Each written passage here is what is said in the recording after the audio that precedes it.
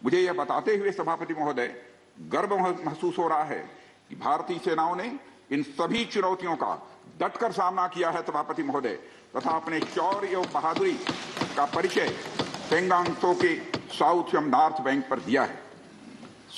सामरिक दृष्टि से महत्वपूर्ण कई क्षेत्रों को चिन्हित कर हमारी सेनाएं कई पहाड़ियों के ऊपर तथा हमारे दृष्टिकोण से उपयुक्त अन्य क्षेत्रों पर भी मौजूद हैं।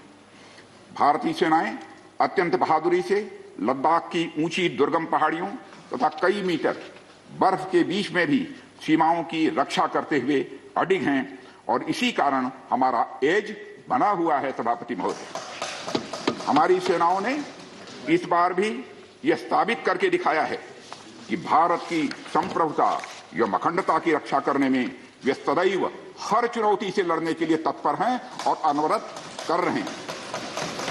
सभापति महोदय, पिछले वर्ष से मिलिट्री एंड डिप्लोमेटिक लेवल पर चीन के साथ हमारा संबंध बना रहा है।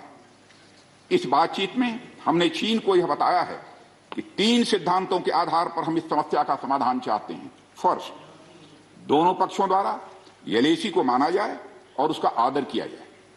दूसरा, किसी भी पक्ष द्वारा यूनिलेटरली स्टेटस को बदलने का प्रयास न किया जाए।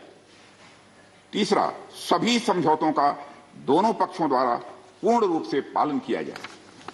सभापति महोदय, फ्रिक्शन क्षेत्रों में डिसएंगेजमेंट के लिए भारत का यह मत है कि 2020 की फॉरवर्ड डिप्लॉयमेंट जो एक दूसरे के बहुत नजदीक हैं वे दूर हो जाएं और दोनों सेनाएं वापस अपनी अपनी स्थायी या मान्य चौकियों पर वापस लौट गई। सभापति महोदय, बातचीत के लिए हमारी स्ट्रेटेजी तथा अप्रोच माननीय प्रधानमंत्री जी के इस दिशा निर्देश पर आधारित है कि हम अपनी 1 इंच जमीन भी किसी और को नहीं लेने देंगे। हमारे दृढ़ संकल्प का ही यह फल है कि हम समझौते की स्थिति पर पहुंच गए। इन दिशा निर्देशों के दृष्टिगत सितंबर 2020 से लगातार मिलिट्री एंड डिप्लोमेटिक लेवल पर दोनों पक्षों में कई बार बातचीत हुई है कि इस डिसएंगेजमेंट का म्यूचुअली एक्सेप्टेबल तरीका निकाला जाए। अभी तक सीनियर कमांडर्स के स्तर पर 9 राउंड्स की बातचीत हो चुकी है। राजनयिक स्तर पर भी WMCC यानी working mechanism for consultation and coordination of India China border affair के तहत भी बैठकें होती रही हैं। सभापति महोदय, मुझे सदन को यह बताते हुए खुशी हो रही है कि हमारे इस अप्रोच तथा सस्टेन्ड टॉक्स के फलस्वरूप चीन के साथ पेंगोंग लेक के नॉर्थ एवं साउथ बैंक पर डिसएंगेजमेंट का समझौता हो गया है।